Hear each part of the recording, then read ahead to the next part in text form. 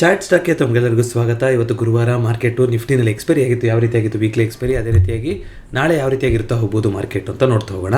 ನೋಡಿ, ಇವತ್ತು ನಾಳೆ ಅಂತ ಮಾತಾಡ್ತಿದ್ದೀನಿ. ಆಲ್ರೆಡಿ ಈ ವಿಡಿಯೋ ಬರೋಷ್ಟೊತ್ತಿಗೆ ನಿಮಗೆ ಶುಕ್ರವಾರ ಆಗಿರುತ್ತೆ. ಕಾರಣ ನಾನು ಗುರುವಾರ ತಡರಾತ್ರಿ ಈ ವಿಡಿಯೋನ ರೆಕಾರ್ಡ್ ಮಾಡ್ತಾ ಇದ್ದೀನಿ. ಸೊ ನೀವು ನೋಡೋಷ್ಟೊತ್ತಿಗೆ ಶುಕ್ರವಾರ ಆಗಿರುತ್ತೆ, ಯಾಕೆಂದರೆ ಶುಕ್ರವಾರ ಇದನ್ನ ಅಪ್ಲೋಡ್ ಮಾಡ್ತಾ ಇದ್ದೀನಿ. ಸೊ ಗುರುವಾರ ಯಾವ ರೀತಿಯಾಗಿತ್ತು ಮಾರ್ಕೆಟಲ್ಲಿ ಅಂತ ನೋಡ್ತಾ ಬರೋದಾದರೆ, ಅದಾನಿ ಪೋರ್ಟ್ಸು ಟಾಪ್ ಲೂಸರ್ ಆಗಿತ್ತು. 2.52% ಕರೆಕ್ಷನ್ ಬಂದಿರೋದ್ರ ಮೂಲಕ. ಅದೇ ರೀತಿಯಾಗಿ ಟಾಟಾ ಕನ್ಸ್ಯೂಮರು 2.17% ಅಪ್ ಬಂದಿರೋದ್ರ ಮೂಲಕ ಗುರುವಾರದ ಟಾಪ್ ಗೇನರ್ ಆಗಿತ್ತು. ಅದೇ ರೀತಿಯಾಗಿ ನಿಫ್ಟಿ ನೆಕ್ಸ್ಟ್ 50 ತುಂಬ ರೆಡ್ ಆಗಿತ್ತು ಇವತ್ತು ಕಂಪೇರ್ ಟು ನಿಫ್ಟಿ. ಸೊ ಇದರಲ್ಲಿ ಯಾವುದು ಟಾಪ್ ಲೂಸರ್ ಅಂತ ಹುಡುಕಬೇಕು ಅಂತಂದರೆ ಇವತ್ತು ಕೆನರಾ ಬ್ಯಾಂಕ್ ಇಲ್ಲ, ವೇದಾಂತ ಲಿಮಿಟೆಡ್ ಅನ್ಸುತ್ತೆ 3.72, ಇಲ್ಲ ವರುಣ್ ಬೆವರೇಜಸ್ಸು ಇಲ್ಲ, ಅದಕ್ಕಿಂತ ಜಾಸ್ತಿ JSW ನೋಡಿ, ಒಂದಕ್ಕಿಂತ ಒಂದು ಇದೆ 4%, 3% ಎಲ್ಲ ಕರೆಕ್ಷನ್ ಬಂದಿದೆ. ಜೋರಾಗಿ ಇವತ್ತು ಒಂದು ಹೊಡೆತನ ತಂದಿದ್ದು ಬ್ರಾಡರ್ ಮಾರ್ಕೆಟ್ ಅಂತ ಹೇಳ್ತಾ ಹೋಗ್ಬೋದು. ಐ ಥಿಂಕ್ JSW ಎನರ್ಜಿನಲ್ಲಿ 4.66% ಕರೆಕ್ಷನ್ ಬಂದಿರೋದ್ರ ಮೂಲಕ ಅದೇ ಇವತ್ತಿನ ನಿಫ್ಟಿ ನೆಕ್ಸ್ಟ್ 50 ಟಾಪ್ ಲೂಸರ್ ಆಗಿತ್ತು ಗುರುವಾರದ್ದು. ಅದೇ ರೀತಿ ಸ್ವಿಗ್ಗಿನಲ್ಲಿ 2.39% ಅಪ್ ಬಂದಿರೋದ್ರ ಮೂಲಕ ಅದು ನಿಫ್ಟಿ ನೆಕ್ಸ್ಟ್ 50 ಟಾಪ್ ಗೇನರ್ ಆಗಿತ್ತು. ಸೊ ನಿಫ್ಟಿನಲ್ಲಿ ಯಾವ ರೀತಿಯಾಗಿ ಓಪನ್ ಆಗಿತ್ತು ಗುರುವಾರ ದಿವಸ ಅಂತ ನಾವು ನೋಡ್ತಾ ಬರೋದಾದರೆ, ಇದು ನೋಡಿ, ಒಂದು ಇಮಿಡಿಯೇಟಾಗಿ ಯಾವುದೊಂದು 24,750 ಝೋನ್ ಅಂತ ಮಾತಾಡ್ತಾ ಇದ್ವಿ, ಅಲ್ಲಿ ಒಂದು ಅದನ್ನು ಬಿಟ್ಟು ಕೆಳಗಡೆ ಬರೋ ತನಕ ನಮಗೆ ನೆಗೆಟಿವ್ ಅಂತ ಯೋಚನೆ ಮಾಡಬೇಕಾಗಿಲ್ಲ ಅಂತಿದ್ವು. ಅದೇ ಲೆವೆಲಲ್ಲಿ ಇವತ್ತು ಆಲ್ಮೋಸ್ಟು ಅಂದರೆ ಓಪನಿಂಗ್ ಅಲ್ಲಾಯಿತು, ಅದಾದಮೇಲೆ ಇದಕ್ಕಿಂತ ಡ್ರಾಪ್ ಆಗಿದೆ. ನೋಡಿ, ಓಪನಿಂಗು ಕ್ಲೋಸಿಂಗ್ ಆಲ್ಮೋಸ್ಟ್ ಒಂದೇ ಪಾಯಿಂಟಲ್ಲೇ ಕ್ಲೋಸಿಂಗ್ ಆಗಿದೆ 15 ಮಿನಿಟ್ಸ್ ಬಾರು. ಬಟ್ ಅದರಿಂದ ಒಂದು ದೊಡ್ಡ ಅಟೆಂಡ್ ಮಾಡ್ತು, ವಾಪಸ್ ಕ್ಲೀನಾಗಿ ಮೇಲ್ಗಡೆ ಹೋಯಿತು. ಫುಲ್ ಡ್ರಾಮಾ ಇವತ್ತು ಫಸ್ಟ್ 15 ಮಿನಿಟ್ ಕ್ಯಾಂಡಲಲ್ಲಿ. ಆಮೇಲೆ ನೀವು ಆ ಟೈಮಲ್ಲಿ ಆಪ್ಷನ್ ಚೇಂಜ್ ನೋಡಿದ್ರೆ ಇವತ್ತು 24,800 ಮೊದಲಿಂದನೂ ಎಸ್ಟಾಬ್ಲಿಷ್ ಮಾಡ್ತಾ ಹೋದ್ರು. ಇವತ್ತು ಅದಕ್ಕೆ ಹೇಳಿದ್ದು, ಇವತ್ತು 24,800 ಅಷ್ಟು ಸುಲಭ ಇಲ್ಲ ಬಿಟ್ಕೊಡೋದು ಅಂತ ನಾವು ಮಾತಾಡ್ಕೊಂಡು, ಇನಿಷಿಯಲಿ ನಾವು ಕೂಡ 24,750 ಬಿಟ್ಟು ಅಂದರೆ ಇವತ್ತು 24,500 ಕಡೆ ಒಂದು ಕಣ್ಣು ಇಟ್ಟಿರ್ಬೋದು ಅಂತ ಮಾತಾಡಿದ್ವಿ. ಆದರೆ ಯಾವಾಗ OIಗಳು ಇಲ್ಲಿ ಸ್ಟ್ರಾಂಗ್ ಆಗಿ ಬಿಲ್ಡಪ್ ಆಗ್ತಾ ಹೋಯ್ತು, ಇವತ್ತು ಅದೇ ಝೋನಲ್ಲಿ ಉಳಿಸ್ತಾರೆ ಅಂತ ನಾವು ಮಾತಾಡ್ಕೊಂಡಿದ್ವಿ. ಸೆಕೆಂಡ್ ಟೈಮ್ ಒಂದ್ಸಲ ಅಟೆಂಡ್ ಮಾಡೋಕ್ಕೆ ಬಂತು, ಮತ್ತೆ ಮೇಲೆ ಹೋಯ್ತು.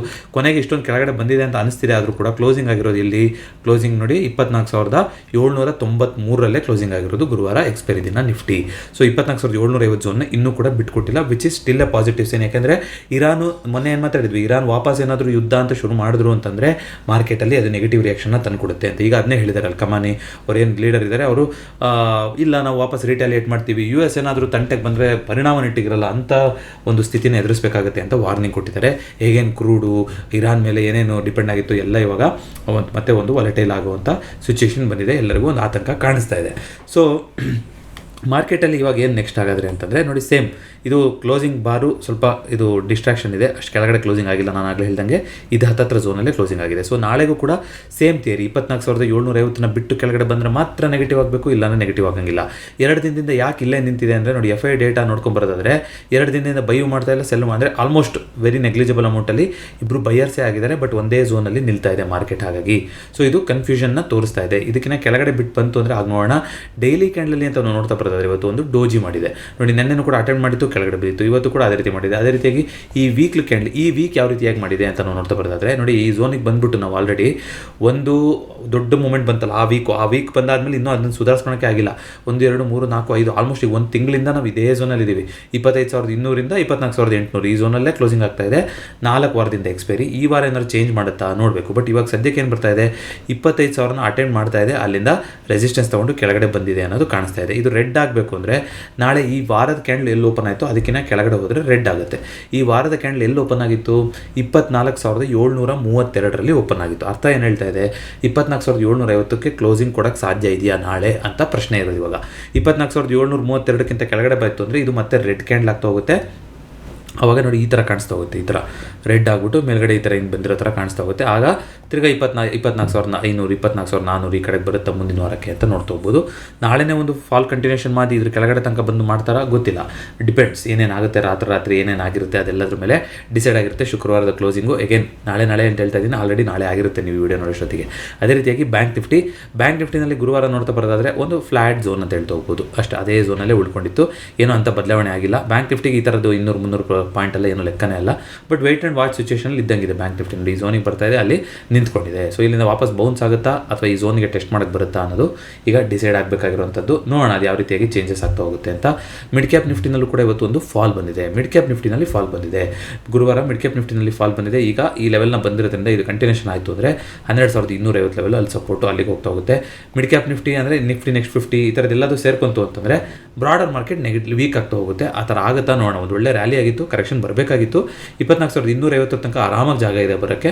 ನೋಡೋಣ, ಇನ್ನೂ ಒಂದು 500 ಪಾಯಿಂಟ್ಸ್ ಹೆಚ್ಚು ಕಮ್ಮಿ ಬರುತ್ತೆ ಕೆಳಗಡೆಗೆ ಅಂತ. ಇಂಡಿಯಾ ವಿಕ್ಸ್ ಇವತ್ತೇನಾದರೂ ಮೇಲ್ಗಡೆ ಹೋಗಿದೆಯಾ? ಇಲ್ಲ, ವೆರಿ ನೆಗ್ಲಿಜಿಬಲ್. ಇಷ್ಟೆಲ್ಲ ನಡೀತಾ ಇದ್ರು ಕೂಡ ಇಂಡಿಯಾ ವಿಕ್ಸ್ ತುಂಬ ಜೋರಾಗಿ ಮೇಲ್ಗಡೆ ಹೋಗಿಲ್ಲ. ಹಾಗಾಗಿ ಮಾರ್ಕೆಟಲ್ಲಿ ತುಂಬ ನೆಗೆಟಿವಿಟಿ ಅನ್ನೋದು ಇದೆ ಅಂತ ಹೇಳೋಕ್ಕೆ ಆಗ್ತಾ ಇಲ್ಲ. ಅನ್ಲೆಸ್ ನಾಳೆ ಏನಾದರೂ ಜೋರಾಗಿ ಒಂದು ಇಂಡಿಯಾ ವಿಕ್ಸ್ ಮೇಲ್ಗಡೆ ಹೋಗಿ ಆ ಥರ ಏನಾರು ಆಯಿತು ಅಂದರೆ ಮಾರ್ಕೆಟ್ ನೆಗೆಟಿವ್ ಆಗ್ತಾ ಹೋಗ್ಬೋದು. ಇಂಡಿಯಾ ವಿಕ್ಸು ಸ್ಲ್ಯಾಶ್ ಆಗಿ 13 ಆ ಥರ ಲೆವೆಲ್ಗೆ ಬಂತು ಅಂದರೆ ಮಾರ್ಕೆಟ್ ರ್ಯಾಲಿ ಕೂಡ ಆಗ್ತಾ ಹೋಗ್ಬೋದು. 2-3 ದಿನದಿಂದ ಮಾರ್ಕೆಟ್ ಏನಾಗ್ತಾ ಇದೆ, ಒಂದೇ ರೇಂಜಲ್ಲಿ ಫ್ಲಾಟ್ ಆಗಿ ಉಳ್ಕೊಂಡಿದೆ. ಗೋಲ್ಡಲ್ಲಿ ಏನಾದ್ರು ದೊಡ್ಡ ಕರೆಕ್ಷನ್ ಆಯಿತಾ? ಏನೂ ಆಗಿಲ್ಲ, ಅಲ್ಲೇ ಇದೆ. ಗೋಲ್ಡು ಕೂಡ ವೆಯ್ಟ್ ಆ್ಯಂಡ್ ವಾಚ್ ನೋಡಿ, ಯಾವುದು ಕೂಡ ಕ್ಲಾರಿಟಿನ ಕೊಡ್ತಾ ಇಲ್ಲ. ನಾನು ಮೇಲೆ ಹೋಗೋಕೆ ರೆಡಿ ಇದೀನ, ಕೆಳಗಡೆ ಹೋಗಿ ರೆಡಿ ಇದೀನ ಅಂತ. ಗೋಲ್ಡ್ ಅನ್ನೋದು ನೆನಪಾಯಿತು. ಲೋಕಲ್ ಜ್ಯುವೆಲರ್ಸ್ ಎಲ್ಲ ಇವಾಗ ತುಂಬ ಕಷ್ಟಪಡ್ತಾ ಇದ್ದಾರಂತೆ. ಯಾರು ಬಂದು ಗೋಲ್ಡೇ ತಗೊತಾ ಇಲ್ಲ. ಮಾರೋರು ಯಾರಿದ್ರು ಹೈ ರೇಟ್ ಬಂದಿದ್ದಿಲ್ಲ ಅಂತ ಮಾರೋರು ಯಾರು ಬರ್ತಾರೆ ಅಂದರೆ ಮಾರೋರೆಲ್ಲ ಯಾವಾಗ ಇನ್ನೂ 75,000 80,000 ರೇಂಜಲ್ಲಿ ಇದ್ದಾಗಲೇ ಮಾರಿಬಿಟ್ಟಿದ್ದಾರೆ ಗೋಲ್ಡ್ನ. ಈಗ ಯಾರು ಮಾರೋರು ಬರ್ತಾ ಇಲ್ಲ, ತಗೊಳೋರೆಲ್ಲ ಇನ್ನೂ ಕಮ್ಮಿ ಆಗುತ್ತೆ ಅಂತ ವೆಯ್ಟ್ ಮಾಡ್ಕೊಂಡಿದ್ದಾರೆ ಅಂತ ಸುದ್ದಿ ಬಂದಿತ್ತು. ಸುಮಾರು ಜ್ಯುವೆಲರ್ಸು ಈ ಥರ ಕಷ್ಟ ಆಗ್ತಾ ಇದೆ ಸೆಲ್ ಮಾಡೋಕ್ಕೆ ಅಂತ ಹೇಳಿರೋದು. ನೋಡೋಣ ಅದೇನಾಗುತ್ತೆ ಅಂತ. ಅದೇ ರೀತಿಯಾಗಿ ಸಿಲ್ವರು ಆಲ್ ಟೈಮ್ ಹೈಗೆ ಹೋಗಿ 1,10,000 ಹೋಗಿ ಅಲ್ಲಿಂದ ಸ್ವಲ್ಪ ಕರೆಕ್ಷನ್ ಆಗ್ತಾ ಇದೆ. ಗೋಲ್ಡ್ಗಿಂತ ETF ಸಿಲ್ವರಲ್ಲೇ ಜಾಸ್ತಿ ಇನ್ವೆಸ್ಟ್ ಆಗಿದೆ ಸೆಂಟಿಮೆಂಟ್ ಒಂದು ಬಂದಿತ್ತು, ಅದೆಲ್ಲದರ ಮಧ್ಯೆ ಈ ರೀತಿ ಆಗ್ತಾ ಇದೆ. USD INR ಮತ್ತೆ 86-87 ರೂಪಾಯಿ ತನಕ ಹೋಗಿದೆ. ಇದು ಯಾರಿಗೆ ಕೆಟ್ಟದ್ದು? ಬ್ಯಾಂಕ್ ನಿಫ್ಟಿಗೆ ಕೆಟ್ಟದ್ದು. ಇದು ಮೇಲೆ ಹೋಗ್ತಾ ಇರೋಂಥದ್ದು, ಡಾಲರ್ ಸ್ಟ್ರಾಂಗ್ ಆಗ್ತಾ ಇರೋದು, ರುಪಿ ವೀಕ್ ಆಗ್ತಾ ಇರೋಂಥದ್ದು ನೋಡೋಣಂತೆ. ಕ್ರೂಡ್ ಆಯಿಲು ತಿರ್ಗಾ ಜಂಪ್ ಹೊಡಿತಾನೆ ಇರುತ್ತೆ. ಇವಾಗ ಎಲ್ಲಿ ತನಕ ಇರಾನ್ ಇಸ್ರೇಲ್ ನಡೀತಾ ಇರುತ್ತೋ ಅಲ್ಲಿ ತನಕ ಕ್ರೂಡ್ ಜಂಪ್ ಹೊಡಿತಾನೆ ಇರುತ್ತೆ. ವೀಕ್ಲಿ ಕ್ಯಾಂಡಲ್ ನೋಡ್ಕೊಂಡು ಬರೋದಾದ್ರೆ ನೋಡಿ, ವೀಕ್ಲಿ ಕ್ಯಾಂಡಲ್ಲಿ ಸ್ಟ್ರಾಂಗ್ ಕಮ್ ಬ್ಯಾಕ್ ಇದು ಕ್ರೂಡಿಂದು, ಆಯಿತಾ. 6,800 ಅಪ್ಪಿ ಏನಾದರೂ ಈ ತಿಂಗಳಲ್ಲಿ ಮೇಲ್ಗಡೆ ಮುಗಿಸಿದ್ರು ಅಂತಂದರೆ ಇದು ಇನ್ನೂ ಮೇಲ್ಗಡೆ ಹೋಗ್ಬೋದು ಕ್ರೂಡು. ಅದು ನೆಗೆಟಿವ್ ಮಾರ್ಕೆಟಿಗೆ. ಕ್ರೂಡ್ ಮೇಲ್ಗಡೆ ಹೋದರೆ ಮಾರ್ಕೆಟಿಗೆ ನೆಗೆಟಿವ್. ಸುಮಾರು ಸೆಕ್ಟರ್ಗಳು ಸ್ಟ್ರಗಲ್ ಆಗ್ತಾ ಹೋಗಬೇಕಾಗುತ್ತೆ. ಸೊ ನೋಡ್ತಾ ಇದ್ದೀರಾ, ಇದನ್ನೆಲ್ಲ ಗಮನಿಸ್ತಾ ಇದ್ದೀರಾ ಅಂತ ಅನ್ಕೊತೀನಿ. 2 ವರ್ಷ ಆದಮೇಲೆ ಕ್ರೂಡು ಅಟೆಂಡ್ ಮಾಡ್ತಾ ಇದೆ ಮೇಲ್ಗಡೆ ಹೋಗೋಕ್ಕೆ. ಸಕ್ಸೀಡ್ ಆಯಿತು ಅಂದರೆ ಮಾರ್ಕೆಟಿಗೆ ಅದು ನೆಗೆಟಿವ್ ಸೆಂಟಿಮೆಂಟ್. ಅದೇ ರೀತಿಯಾಗಿ ಕಾಪರಲ್ಲಿ 870-880 ಲೆವೆಲ್ ಅಲ್ಲೇ ಕೂತ್ಕೊಂಡಿದೆ, ಏನೂ ಚೇಂಜಸ್ ಆಗಿಲ್ಲ. ನೋಡೋಣ ಇದು ಏನಾದ್ರು ಚೇಂಜಸ್ ಆಗುತ್ತಾ, ಏನು ಕತೆ ಏನು ಅಂತ ನೋಡ್ತಾ ಹೋಗೋಣಂತೆ. ಈಗ ನೋಡೋದಾದರೆ ಇವತ್ತು ಇಡೀ ದಿನ ಅಲ್ಲೇ ಕೂತ್ಕೊಂಡಿದೆ, ಏನು ಚೇಂಜಸ್ ಆಗಿಲ್ಲ ಅಲ್ವಾ. ಅದೇ ರೀತಿಯಾಗಿ ಇನ್ಯಾವುದು ಮಾತಾಡೋಕ್ಕಿದ್ದು ನ್ಯೂಸ್ಗಳು ಅಂತ ನಾವು ನೋಡ್ತಾ ಬರೋದಾದ್ರೆ, ಫೈನಾನ್ಸ್ ಮಿನಿಸ್ಟ್ರು ಸೈಬರ್ ಫ್ರಾಡ್ಗಳು ಜಾಸ್ತಿ ಆಗಿದೆ, ಅದ್ರ ಬಗ್ಗೆ ಏನಾದ್ರು ಕ್ರಮ ತಗೊಳ್ಳಿ ಅಂತ ಹೇಳಿದಾರಂತೆ. ಸುಮಾರು ಜನ ಸೈಬರ್ ಫ್ರಾಡಲ್ಲಿ ಅನ್ನೋನ್ ಲಿಂಕ್ಗಳ ಮೇಲೆ ಕ್ಲಿಕ್ ಮಾಡಿ ಈ ಥರ ಎಲ್ಲ ಆಗ್ತಾ ಇರ್ತಾರಲ್ವ. ಹಾಗಾಗಿ ಫಿನ್ಟೆಕ್ಸ್ ಆ್ಯಪ್ಗಳೇನಿದೆ ಅವರಿಗೆಲ್ಲ ಒಂದಿಷ್ಟು ಕ್ರಮ ತಗೊಳ್ಳಿ ಅಂತ ಹೇಳ್ತಾ ಇದ್ದಾರೆ.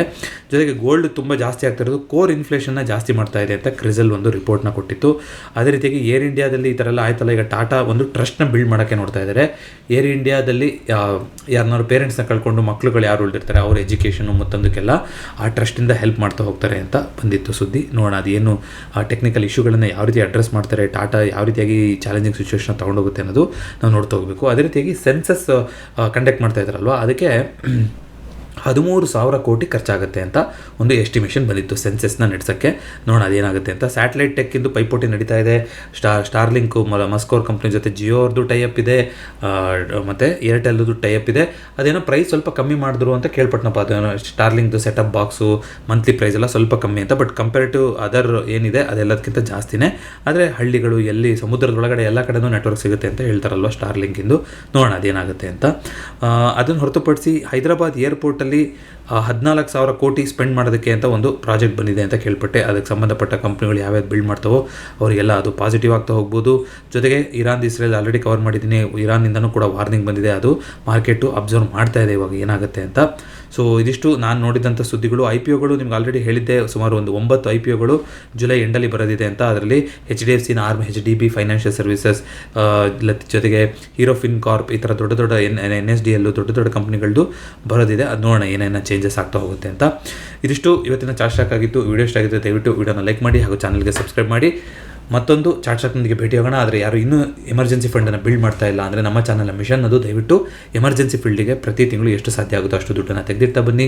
ಅದೇ ರೀತಿಗೆ ಟರ್ಮ್ ಇನ್ಶೂರೆನ್ಸ್ ಇನ್ನೂ ಯಾರಾದರೂ ಮಾಡಿಸಿಲ್ಲ ಅಂತಂದರೆ, 1 ವರ್ಷ ವಯಸ್ಸು ಜಾಸ್ತಿ ಆಗ್ತಾ ಹೋದಂಗೂ ಟರ್ಮ್ ಇನ್ಶೂರೆನ್ಸ್ನ ಬೆಲೆ ಜಾಸ್ತಿ ಆಗ್ತಾ ಹೋಗುತ್ತೆ. ಆದಷ್ಟು ಬೇಗ ಕಮ್ಮಿ ಏಜಲ್ಲಿದ್ದಾಗ ಒಂದು ಒಳ್ಳೆ ಇನ್ಶೂರೆನ್ಸ್ ಪ್ರಾಡಕ್ಟ್ ಅಂತ ತೊಗೊಂಡು, ಇನ್ಯಾವ ಇನ್ಶೂರೆನ್ಸು ಬೇಡ ಲೈಫಲ್ಲಿ, ಒಳ್ಳೆ ಒಂದು ಟರ್ಮ್ ಇನ್ಶೂರೆನ್ಸ್ನ ತೊಗೊಂಡು ಸೂಟಬಲ್ ನಿಮ್ಮ ಆದಾಯ ಏನಿರುತ್ತೋ ಅದರ ಒಂದು ಮಿನಿಮಮ್ 10 to 15 ಟೈಮ್ಸ್ ಆಗುವಂಥದ್ದು ಟರ್ಮ್ ಇನ್ಶೂರೆನ್ಸ್ ತೊಗೊಂಡಿಟ್ಟರೆ ಫೈನಾನ್ಷಿಯಲಿ ಸೆಕ್ಯೂರ್ ಆಗಿರ್ತೀವಿ. ಸೊ ಅದಕ್ಕೂ ಕೂಡ ಪಿನ್ ಕಾಮೆಂಟಲ್ಲಿ ಒಂದು ಫಾರ್ಮ್ ಬರ್ತಾ ಇರುತ್ತೆ, ಇಂಟ್ರೆಸ್ಟ್ ಇದ್ದವರು ಅದನ್ನ ಫಿಲಪ್ ಮಾಡಿದ್ರೆ ಬಜಾಜ್ ಸಿಬ್ಬಂದಿ ನಿಮ್ಮನ್ನ ಕಾಂಟ್ಯಾಕ್ಟ್ ಮಾಡ್ತಾ ಹೋಗ್ತಾರೆ. ಮತ್ತೊಂದು ವಿಡಿಯೋದೊಂದಿಗೆ ಭೇಟಿ ಆಗೋಣ. ಎಲ್ಲರಿಗೂ ನಮಸ್ಕಾರ.